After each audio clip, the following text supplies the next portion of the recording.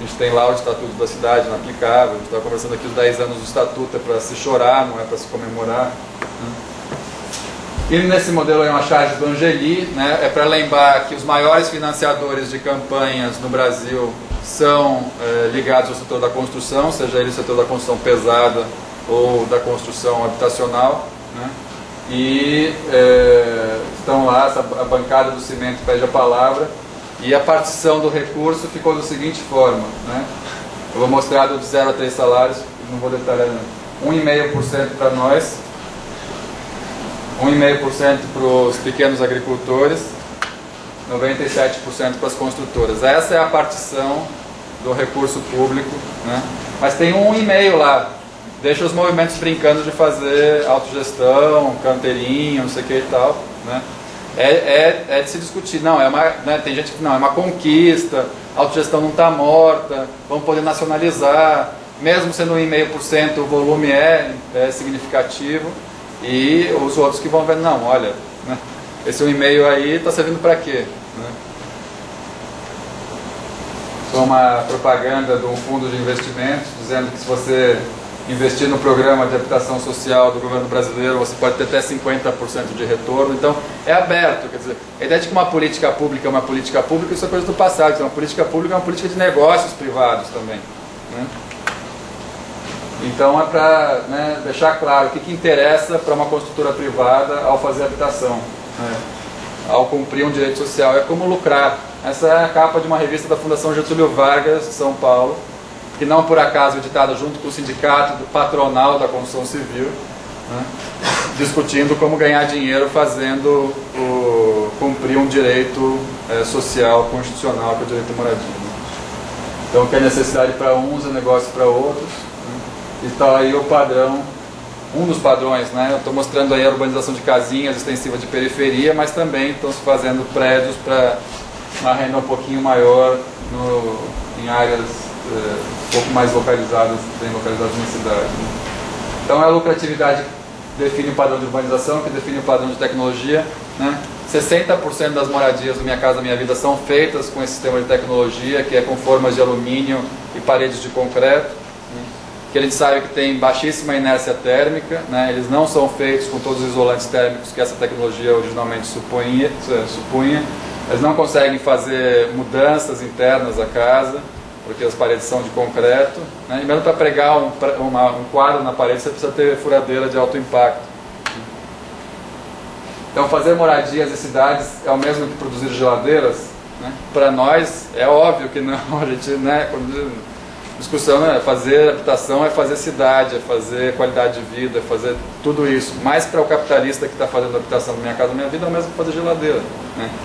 Então para ele é um negócio como qualquer outro. E se não der lucro, ele passa para outro negócio, né? Então quem vai defender o valor de uso na cidade, né, e a qualidade da vida na cidade, só podem ser os cidadãos, né, de preferência eles organizados nos movimentos sociais. Quanto tempo eu tenho aí?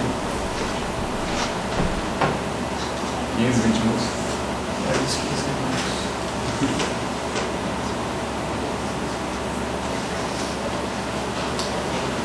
Agora eu vou entrar um pouco mais na metodologia de trabalho da usina e tentar dar conta em 20 minutos. Mas é para vocês verem assim, se a gente não entender o macro desse trilho onde as coisas acontecem, a gente se aliena achando que, né, basta ter lá arquitetos participativos, canteiros autogestionários, tecnologias sociais, isso aqui, então estamos bem na fita, né? Então vamos deixar de ser ingênuo e vamos entender que o buraco é muito maior e que a gente precisa se posicionar diante disso tudo, né? Se posicionar como ativistas políticos, como intelectuais, fazendo a crítica, procurando alternativas, né? Eu acho que a autogestão ainda procura alternativas, né? Mas é muito ambígua e muito paradoxal a experiência autogestionária nos dias de hoje. Então eu só ia colocar, aqui são uns slides que inclusive a gente trata de discutir com lideranças de movimento popular, né? Que é essa dialética da negação e positivação na praxis do movimento de massa, né? Então a negação da ordem existente é fazer as marchas, ocupações, parar avenidas, né? E, de outro lado, o que é a positivação de uma nova ordem? Quer dizer, o movimento social não pode viver apenas da negação da ordem existente. Ele tem que simular, né, mesmo que cheio de dificuldades, circunstâncias contrárias, o que seria o projeto de uma outra sociedade. Né? Isso, aliás, para quem estuda história das revoluções, é base das revoluções. Os processos que estiveram antecipando o processo de radicalização revolucionária estimularam o imaginário da classe trabalhadora, não só no confronto, mas mostrando que poderia ser outro modo de vida. Né? Basta a gente lembrar, por exemplo, o que foi, né, toda a experiência da Serra Maestra em Cuba antes da Revolução. Quer dizer, os próprios revolucionários também passam a entender como é que o povo vive, como é que o povo pensa, como é que, né? Então é fundamental que essas experiências saiam apenas do momento de choque, né, e continuem. Né? Então é preciso indicar esse sentido da transformação social, negar e repositivar, né, que o Harvey chama de construir territórios da esperança. Então está lá os momentos de negação que todos nós conhecemos. Né? Esses movimentos que já são movimentos de transição para a positivação de uma nova ordem, mesmo que precária, que são as ocupações, já está ali sendo estabelecida, né, na cidade de Lona, nas ocupações, nos prédios, né? Se organiza as cozinhas comunitárias, cirandas, atividades culturais, né, assembleias. Então ali já está sendo ensaiada uma forma de construir uma praxis da classe trabalhadora, até o momento em que vai se avançando para pensar esses novos espaços, né, em assentamentos e conjuntos habitacionais. Né. No caso da experiência de São Paulo, foi fundamental o aporte dado pelos uruguaios. Né. Então, vocês sabem que tem toda uma tradição cooperativista no Uruguai, dentro dela tem uma tradição de cooperativismo habitacional através de uma federação que chama FUCVA, né? E dos arquitetos que trabalhavam com essa federação. Não vou ter tempo de falar sobre isso, vocês tiverem mais interesse, me perguntem ou pesquisem depois. Acho que vocês agora estão também tentando fazer intercâmbio com eles, vai vir o Benjamin aqui, né, falar com vocês. Então, vocês veem a relação com a cidade, né, áreas comerciais, a qualidade arquitetônica, o tamanho dos apartamentos, a propriedade coletiva, tem vários avanços que eles desenvolvem desde o final dos anos 60. Né. Outra experiência importante que é da extensão universitária, eu coloquei imagens da habitação estudantil da Unicamp, onde se estudou o problema do espaço mínimo, quer dizer, a moradia estudantil era um laboratório para pensar a moradia popular.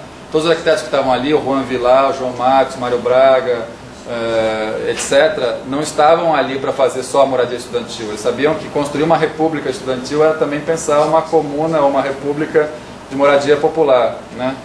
Então, o estudo dos painéis, da pré-fabricação, tudo que foi feito lá, foi um momento importante dessa aproximação das possibilidades arquitetônicas e tecnológicas.